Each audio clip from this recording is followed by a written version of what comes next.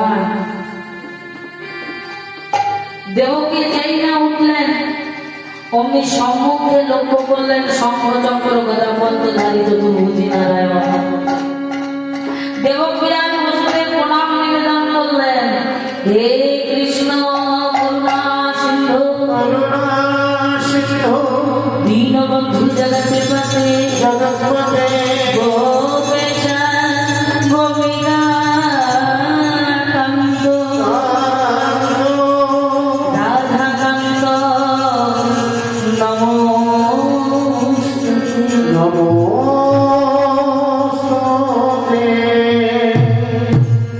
যেই না প্রণাম নিবেদন করলেন মা ভগবান তাদের আবার মায়ায় জড়িয়ে দিল, বলছে মা ও মা হয়ে যে পুত্রকে প্রণাম করতে নেই মা, তুমি কি করছো? মা হয়ে যে পুত্রকে প্রণাম করতে নেই মা। দেবকী কাঁদছে আর বলছে, তুই কে বাবা? আমার আমার মা বলে ডাকলি, আমার এই শূন্য হৃদয়টাকে পূর্ণ করে দিলি, পাপ বললে তুই কে? মা আমি তোমার পুত্র নারায়ণ।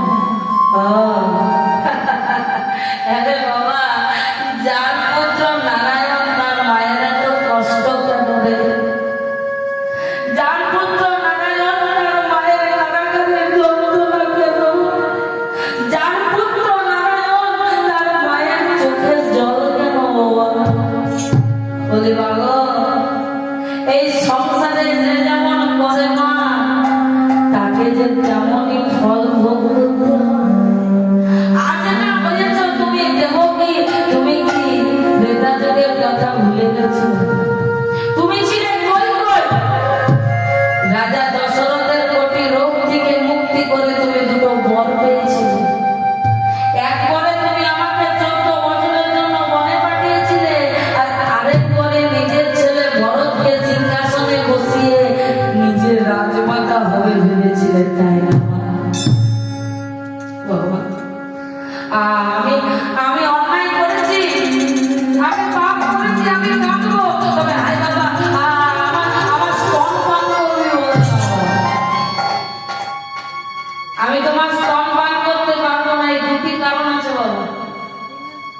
যখন রামচন্দ্র যাচ্ছিলেন 14 বছরের জন্য বনে, রামের মা কৌশল্যা এক বাটি দুধ এনে বলেছিল, বাবা যাচ্ছিস 14 বছরের জন্য বনে, জানি না তুই কি খেতে পাবি, এই দুধটুকু খেয়ে নে বাবা। কিন্তু তুমি আমার হাত থেকে সেই দুধের বাটিটাকে ছুঁড়ে, তাই আমি তোমার স্তন পান করতে পারবো না। আরেকটা কারণ হচ্ছে ব্রাহ্মণের সন্তান দ্রোণের স্ত্রী ধরা, জানো মা? আমাকে তুমি সেবা দেওয়ার জন্য, আমাকে তুমি সেবা দেওয়ার